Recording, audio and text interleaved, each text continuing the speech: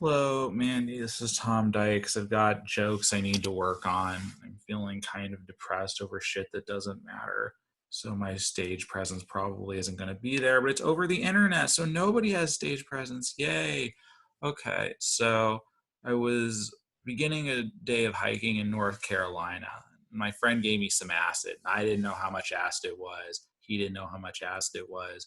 At some point, I just go, man, I am tripping balls. Just so we're clear, the reason that I know that is because someone told me. I don't have any recollection of saying that. I was very high.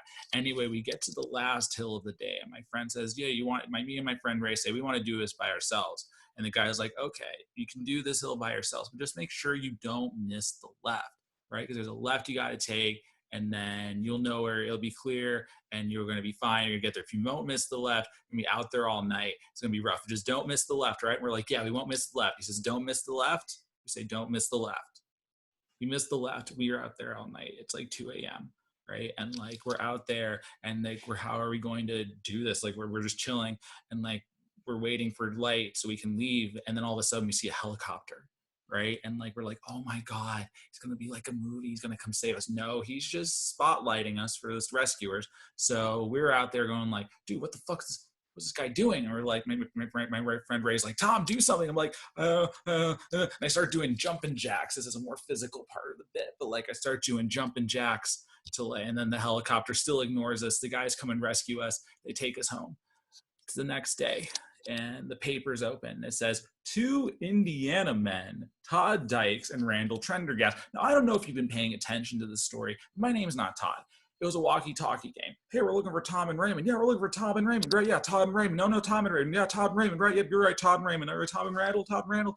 It just went from there. So really, the conclusion is Todd Dykes is a fucking idiot. He's not trustworthy, and you shouldn't go hiking with him.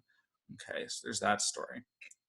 Um, Once upon a time, I did this summer camp for nerds called Operation Catapult. And apparently the camp was cooler than I thought because they were constantly telling people that touching led to babies. Like apparently it was a serious problem. And I was just too depressed. I'm not the target audience of this, so I didn't care. But they were really in on it. So much so that at one point they got us all into the auditorium and two of the counselors pretend to be two teenagers and they're like, wow, I'm really excited to meet you. This is a lot of fun. Like, yeah, I really like you too. And then she touches him and then the rest of the cast of counselors comes out in diapers going, nah. They're like, oh no, touching leads to babies. Ah.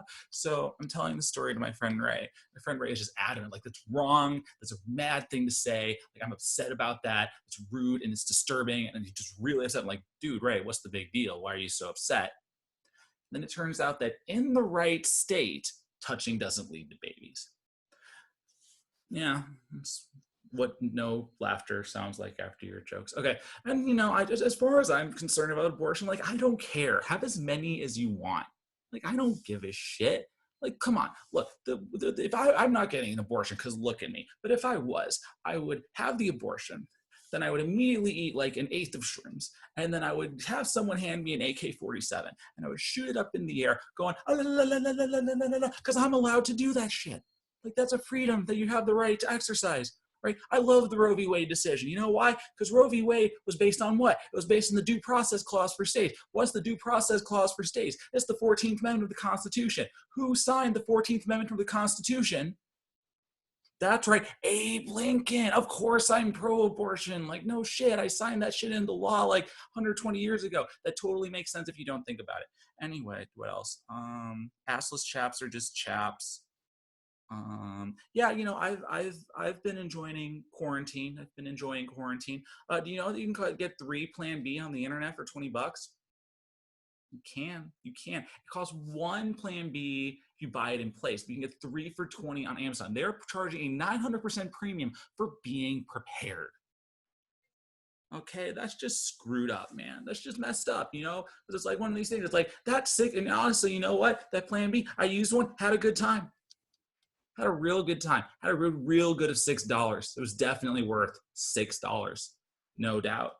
Like it was just awesome, man. Like I bought in video games for $60 that were like nowhere close as fun as that $6 nut. That's just the truth of it.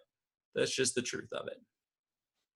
Is there anything else? Oh yeah. Then you know how like Amazon has been starting all these strikes all over the place because people are shipping non-essential goods. I had the plane be shipped here during the coronavirus issue at the beginning. And I get the sense that some Amazon worker was on his 8th hour of his shift and he's just pissed off that he's doing all this stuff. And he just looks at my plan B and he's just like, dude, fuck this strike. We have to unionize. This is bullshit to be essential goods. I mean, shouldn't it? Shouldn't it? What else? Is there anything? There was this one time when I was like, this isn't that well developed. This one time I was like 14 years old or something, like 16. And we got back from dinner and my parents just decided making out was happening. And you want to know how old I was when I first saw my parents making out?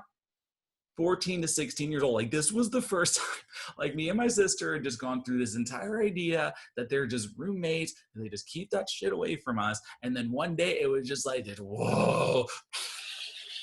It was like heavy shit too.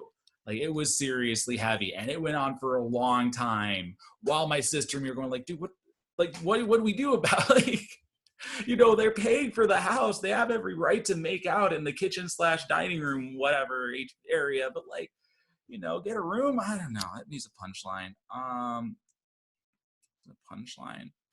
Let me see. Is there anything else?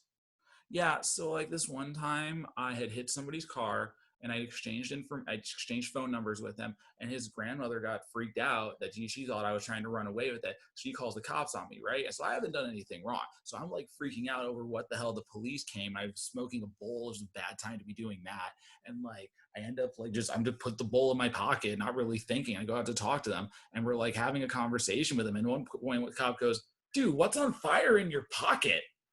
It turns out, fortunately, it was Maryland. I have a prescription for marijuana, apparently, or at least the cops I do, as far as they know. Who gives a shit? Okay, this is, Mandy, I don't know if you know Pokemon, but there's a game series called Pokemon. It is for children and 27-year-old, or how old am I? 29-year-olds in the middle of quarantine who have nothing better to do. And in Pokemon, they have a organization called Team Rocket, which is the dumbest possible group of a crime unit in the history of culture. Like nobody's this dumb. Nobody. Let me tell you about something. Every game, Team Rocket goes, we're gonna take over a town, and they take over the town, and they block over all kinds of entrances. But every time one area is clear, and it's the place where you get to go refresh all of your Pokemon's energy for free. Like Team Rocket, you had one job. Like if some 10-year-old is going to run in here with a crew of Pokemon and beat everybody up because they showed up with only like 10 of the same type of Pokemon and there's like 250 of them. But if they're going to bring up like that situation, like at least just block it's like if they, I don't know, man. It's like if you're trying to like stop explosives from happening and there's an explosives deposit and you put up a sign instead of blocking it. Like it just doesn't make sense. Like there is a Team Rocket executive, right? And he was the boss fight. Ooh, it's a boss fight. And this guy goes with coughing, and then wheezing, which you might notice might be the evolution of coughing. That's like me going rock, paper, scissors. Like I'm an executive, right? Like I'm an important businessman and I have meetings and I've accomplished things and stuff. And I go into a rock, paper, scissors. All right, watch this motherfucker. All right, watch this. All right, no, man, you guys should watch out for this. Oh, how did I lose? How did you lose when you did?